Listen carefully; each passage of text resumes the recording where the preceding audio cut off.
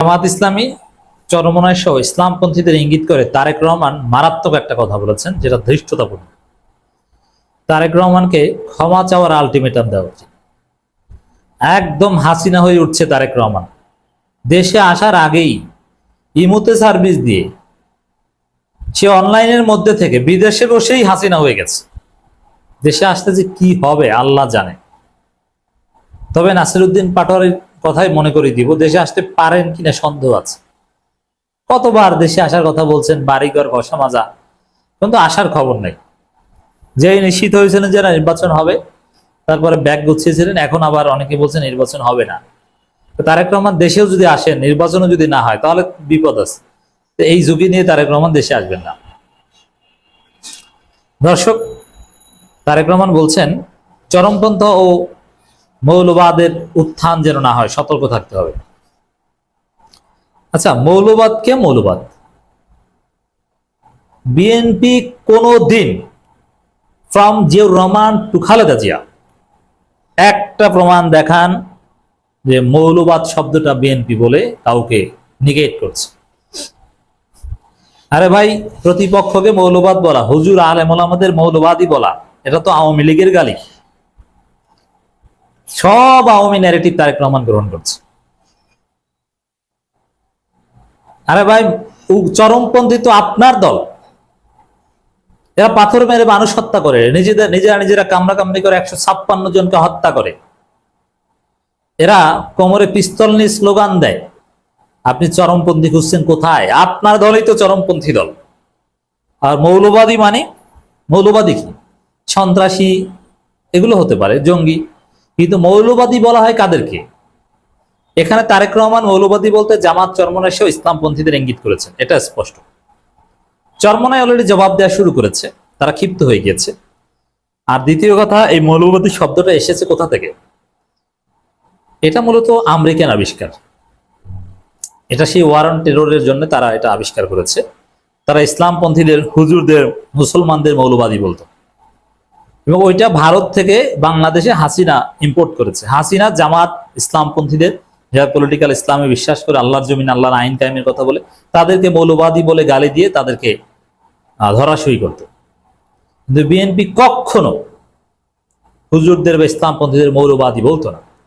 BNP জঙ্গিবাদ দমন করেছে। 2001 থেকে 2006 যে জঙ্গিবাদদের উত্থান হয়েছিল, তাদেরকে বিএনপি দমন করেছে, রাইট? বিএনপি সরকারই তো ফাঁসি দিয়েছে আব্দুর রহমান বাংলা ভাইদের, আতাউর রহমান সানিদের। তাহলে আপনি তখনও তো বিএনপি বলেনি যে আমরা মৌলবাদীদের ফাঁসি দিচ্ছি। এখন তারেক রহমান মৌলবাদী, চরমপন্থী এগুলো নিয়ে এসেছেন কোথা থেকে? একদম ভারতের কোলে উঠে গেছেন তারেক রহমান। তারেক রহমানকে ক্লারিফাই করতে হবে। Tarek Rahman must clarify that তিনি মৌলবাদী বলতে কাদেরকে মিন করেছেন। যদি ক্লারিফাই না করেন, তাহলে এটা আমরা নিশ্চিত যে জামাত ইসলামী এবং চরমনাইকে মিন করেছে। এটা তো সবসময় বলে। আমার দেশ পত্রিকাকে বাচ্চা নেতা, বাটপান নেতা, একদম পচে গলে নষ্ট হয়ে গেছে, ছেসরা ইশরাক বিএনপি, এ আমার দেশ পত্রিকাকে বলে মৌলবাদীদের আখড়া, মৌলবাদীদের পত্রিকা হয়ে উঠছে। আচ্ছা, মৌলবাদীদের পত্রিকা বলতে কি বুঝিয়েছেন? কে না বোঝে ভাই? এটা তো জামাত চরমনাই বা এদেরকে মিন করেছেন, ইসলামী দলগুলোকে মিন করেছেন, ইসলামপন্থীদের মিন করেছেন।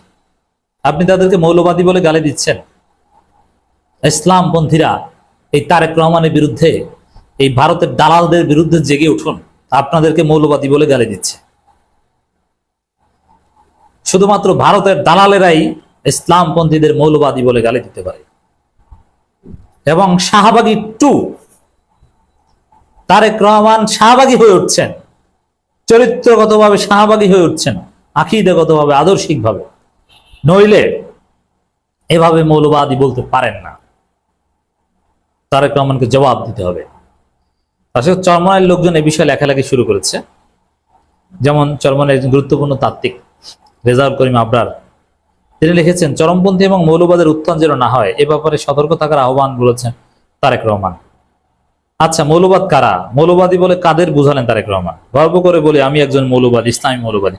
এর মানে চরমনাই অলরেডি ধরে নিয়েছে যে তাদেরকে বলেছেন। হ্যাঁ, তাদেরকে বলেছেন, জামাতকে বলেছেন। এখন এই বয়ানের তাৎপর্য কি?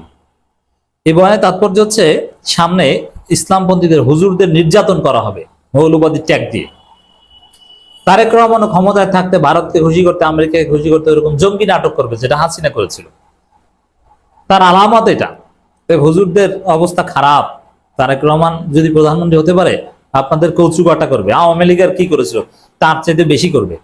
কারণ আওয়ামী লীগ ক্ষমতা এসে না তারপরে ধরছে, আর ক্ষমতা আসার আগেই ধরছে। আপনারা দেখেছেন গাইবান্ধায় এক জামাত নেতাকে গলা কেটে হত্যা করেছে। কে হত্যা করেছে? যুব দলের লোকজন। কেন?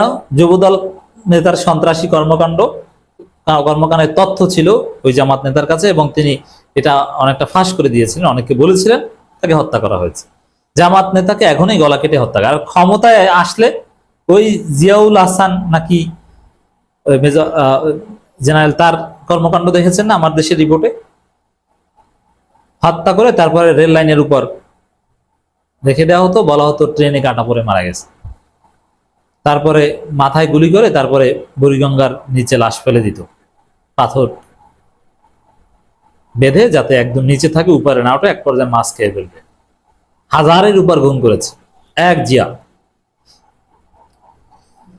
তো দর্শক, শুধু তারেক রহমান না, তারেক রহমানের আরেক আওয়ামী স্পেন্সার তারেক রহমান, যাকে আলাদা অ্যাসাইনমেন্ট দিয়েছে, ফজু পাগলা, হাবিবুর রহমান হাবিব, রুমিন ফারানা, এই আওয়ামী আন্ডা বাচ্চাদের তারেক রহমান অ্যাসাইনমেন্ট দিয়েছে যে তারা যেন আওয়ামী লীগের পক্ষে কথা বলে, যাতে আওয়ামী লীগের লোকজন বিএনপিকে ভোট দেয় খুশি হয়ে। এই রুমিন ফারানা বলছে ধর্ম ব্যবসায়ীদের জায়গা বাংলাদেশে হবে না।